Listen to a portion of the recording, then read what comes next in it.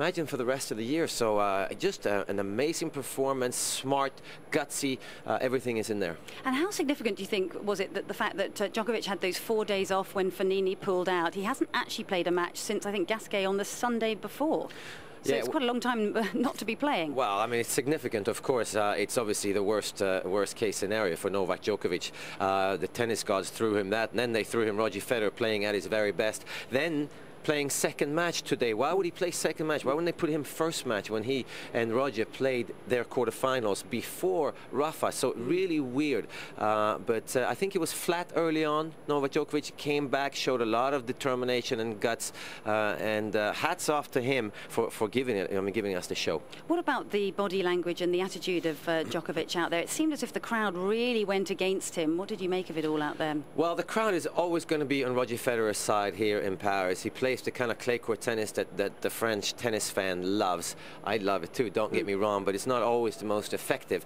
But I think Novak Djokovic, yes, he showed a few negative vibes maybe, but in general, yes, the crowd was not against him, but really for Roger Federer. But also, all four guys, I mean, they are so fair. Andy Murray threw in a really good mental performance today. He didn't show any negative emotions nearly at all. And then, of course, Novak Djokovic, what a rough day for him. And he left the court like a winner. And, of course, he's out of the tournament. And it's set up an amazing final. Perhaps not the final that everybody expected. I think they thought the new rivalry with Djokovic, Nadal, might have been the final. But this will be the 5th time they've met here at the French Open. You're looking forward to it? I am looking forward to it so much. I mean, I love the way Federer is playing, and I really think he designed his game around getting to play Nadal one more time on any surface. Now he has his chance, and it's such an intriguing tactical match performance, everything. And man, I have to give Roger Federer the upper hand. Really? How exciting. Great stuff. Well, we can't wait. It'll be on Sunday. Time for another break, and then we'll look ahead to the women's final tomorrow. Game, set and mats in association with Rolland, official timekeeper of the French Open. Welcome back once again to Game, Set and Mats. Well, the other day, Barbara went in search of Novak Djokovic, who'd not been seen for days after his walkover from Fabio Fognini, who pulled out injured. So let's find out what happened when she tracked him down. Here's Barbara's World.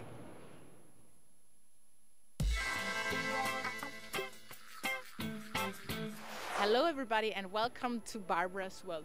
Remember, last week I was trying to give Novak Djokovic a birthday present because it was his birthday.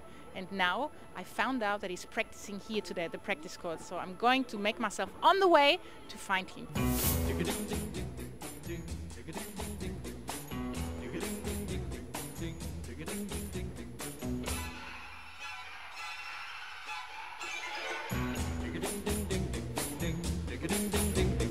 There he is, Novak Djokovic. He's practicing there. Hopefully I'll be able to give him his birthday present. Finally, I found Novak Djokovic. Novak, it's not easy to find you, especially the last 5 days. Where have you been? What have you been doing? I didn't play that many matches in the last 4 days, but I've practiced. I've been around tennis, you know. I've been around here. I've been also at the embassy. I think that's about a week and a half ago because it was your birthday, and I wanted to give you that birthday present so badly. Really? And now I found you, and I can finally give it to you. It's just a little something. You have to unwrap it. Okay. I wrapped it up and packed it up real nice. That's very nice from you. Okay, let's see what we got. I'll take that. So... Okay. A little apron. Oh, that's an apron. Beautiful. That's beautiful. Can you try it on if it fits you, please? Yeah, why not? You know, if you expect me to cook around here, why not? What would you whip up if you could whip up something like some French crepes? No. I would go for some Serbian specialities. Like? Mostly meat and very heavy, so I would go for grill. I like grilled meat, like cevapi, pljeskavice, cevapčići. You know it, huh? You know? Of course, I love cevapčići. Okay. So anytime you're around Serbia, I will have this. You remember as your present, and I'll make cevapčići for you. Thanks so much. Thank and it looks beautiful. Right? It looks great. Thanks. This is good. Thank you. I'm carrying this around for so long. I did it. I finally gave him his birthday present.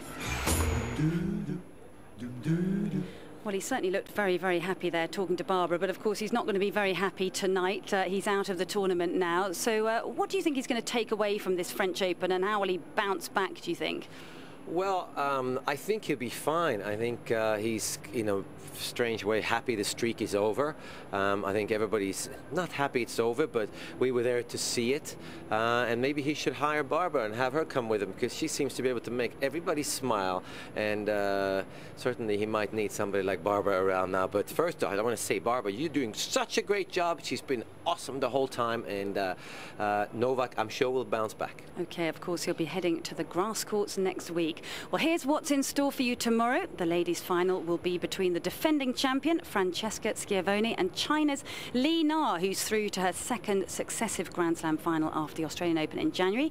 And I was thinking that we were going to see it on a graphic there, but what are your thoughts on the ladies' final?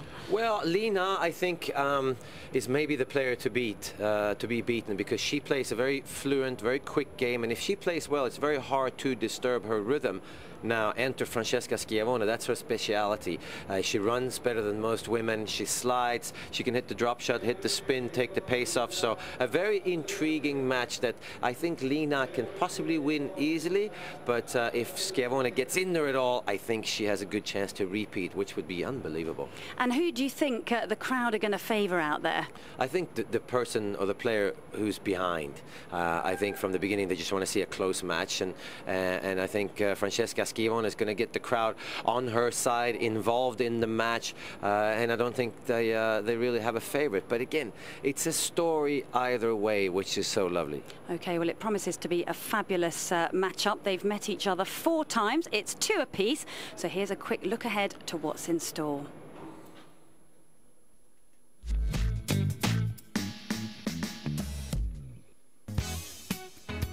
Schiavone was something of a shock winner last year, but she's proved this year that 2010 was no accident. Her passage to this final sealed with a victory over France's Marion Bartoli.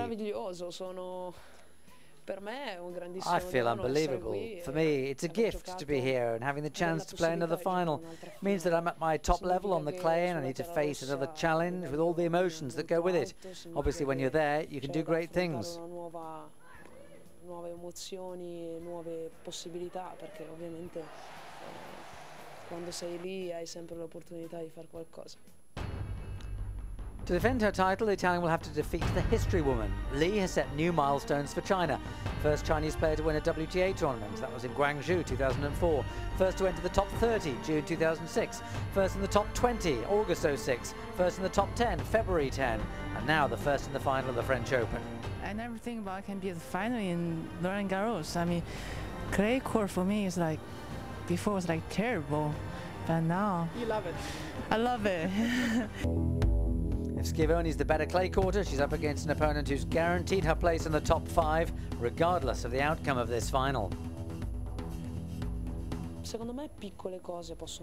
For me, small things can make the difference. She's playing very well, very powerful physically. Sometimes she has some mental lapses. I have to use those opportunities, and at the same time to serve and keep the ball away from her, using the variations in my own game and pushing as much as possible to stay aggressive.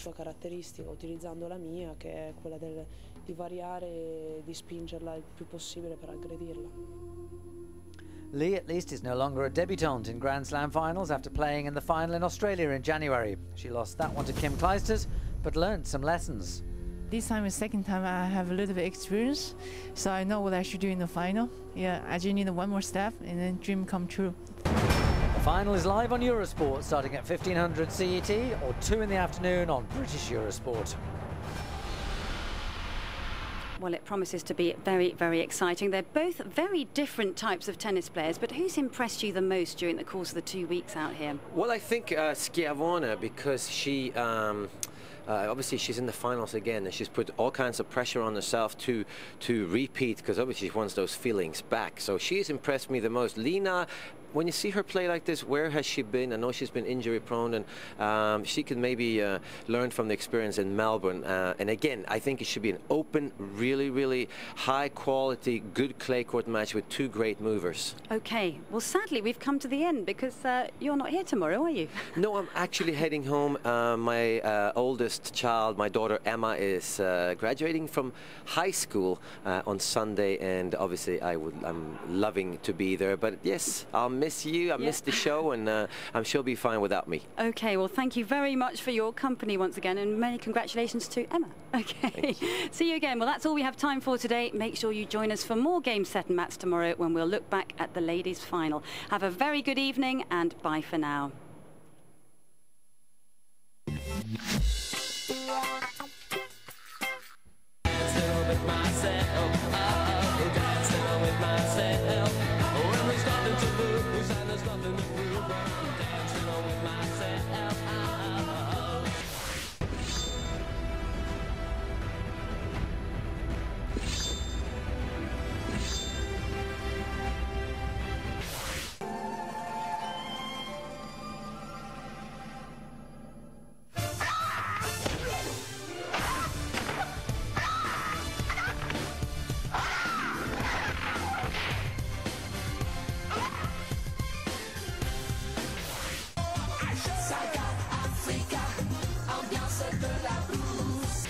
Felicità e tenersi per mano, andare lontano la felicità. Are you lonesome tonight?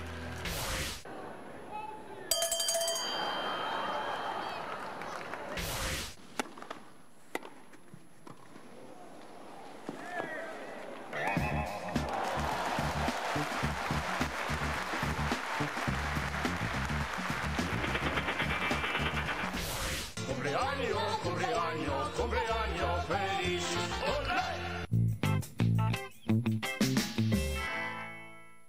Game, Set and Mats in association with Longines, official timekeeper of the French Open.